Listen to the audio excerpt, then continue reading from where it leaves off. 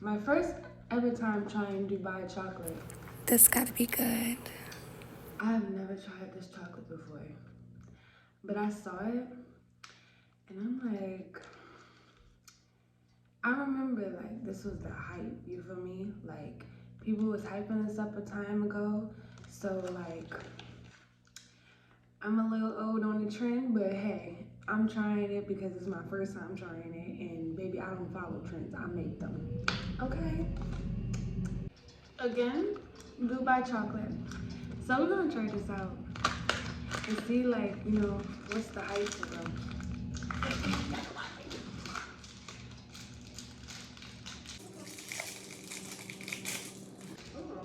It looks like one of them Willy Wonka candies.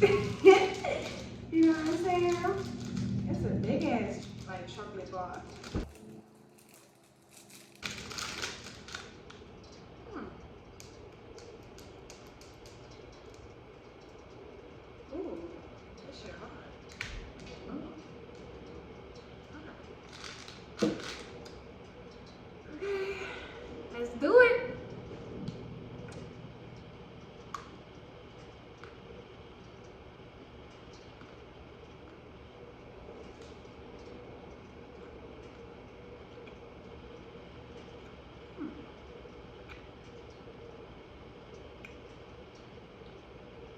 I like it. I definitely like it. It's like very like pistachio, chocolate, earthy.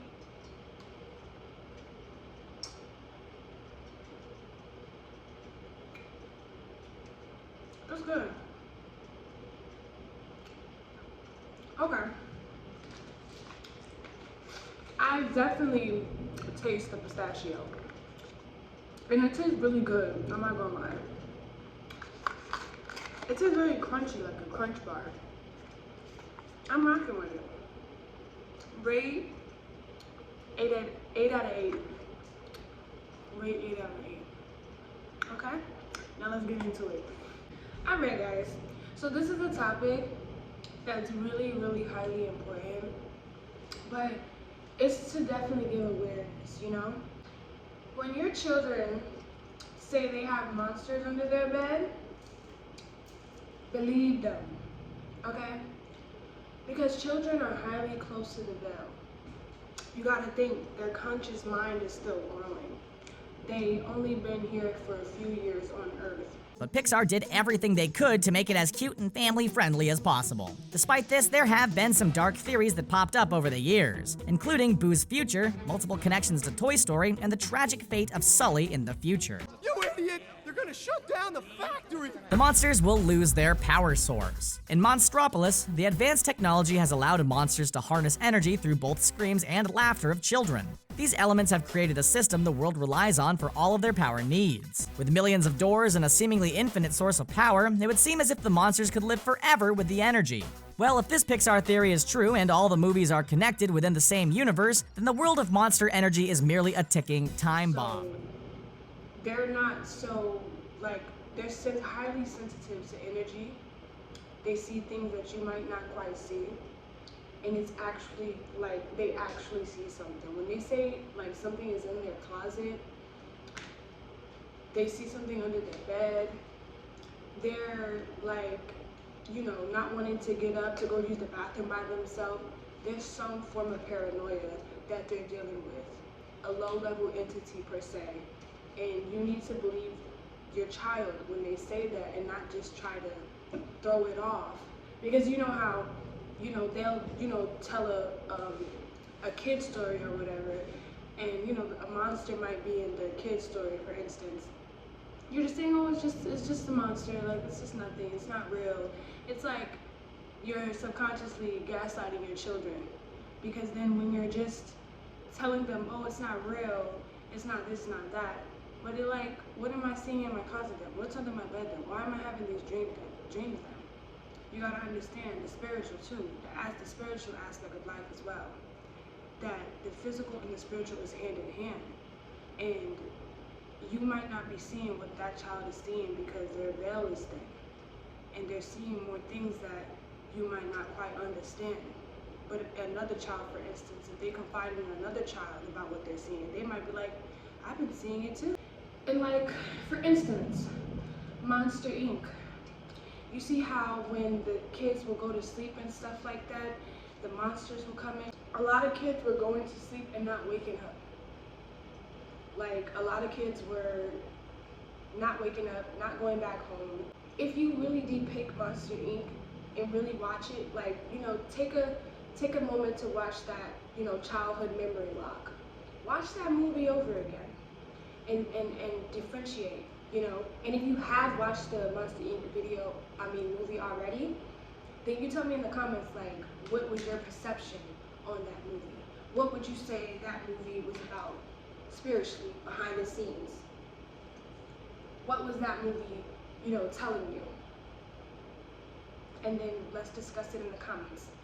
But it's definitely highly, highly recommended that you believe your children when they say they see something under their bed. They're, you know, they're not dreaming well. You know what I'm saying? Like, they're not going to sleep properly. They're scared to fall asleep and stuff. Because not too long ago, a figure came out, you know, a childhood cartoon came out that was making trigger warning, trigger warning, trigger warning, trigger warning. We're about to get deep in a situation is what I'm about to discuss, okay? So if you don't want to hear about this right now, please stop where you are right now. Thank you. Back to it. So there was a cartoon that came out that was making children do quite bad things. And children were saying they were hearing a certain frequency, they were hearing a certain sound. It was like they were hearing something that a lot of adults, when they would hear it, they wouldn't really understand or comprehend on why this would be, you know, causing a child to do. Yeah. So like, you gotta, you know, listen to them, hear them out. Don't just play it off like, oh, they're just children, you know? Talk to them as if you feel them, you understand. I was a child too, you know? And I used to have like big time paranoia. I used to not want to sleep in my room alone by myself. And I seen things, you know?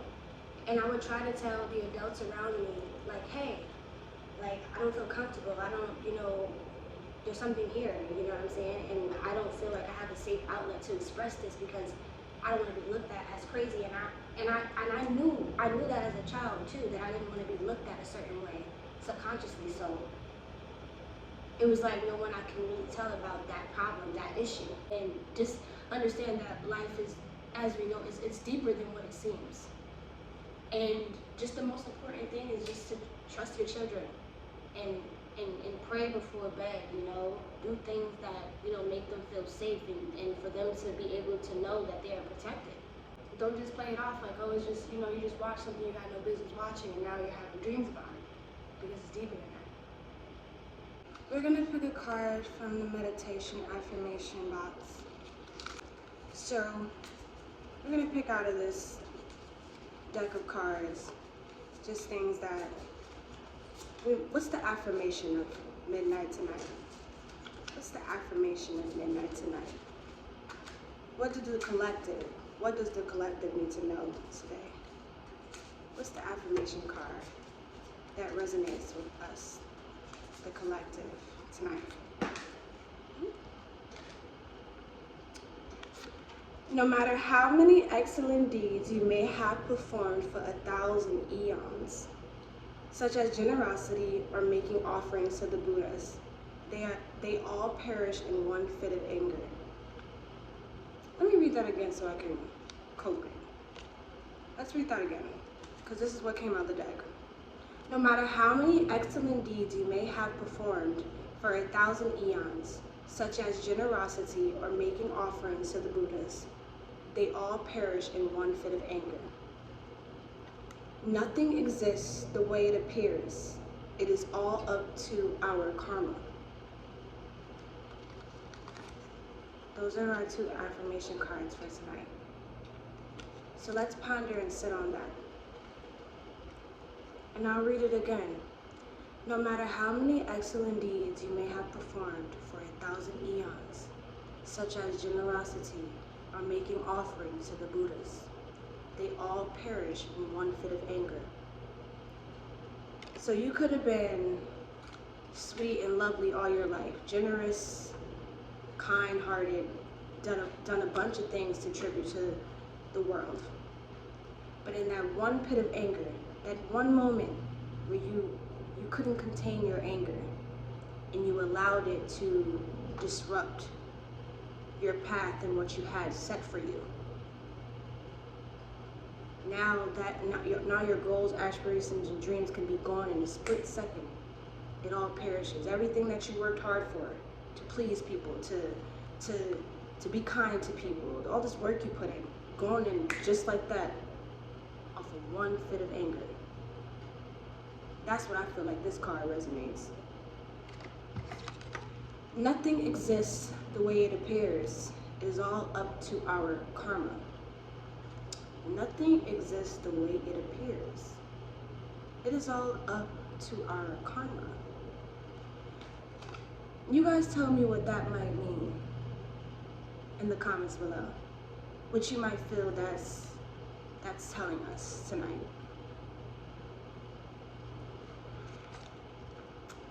I love you guys so much. May you have a beautiful sleep after watching my video, and like, comment, and subscribe. I love you guys so much, babies.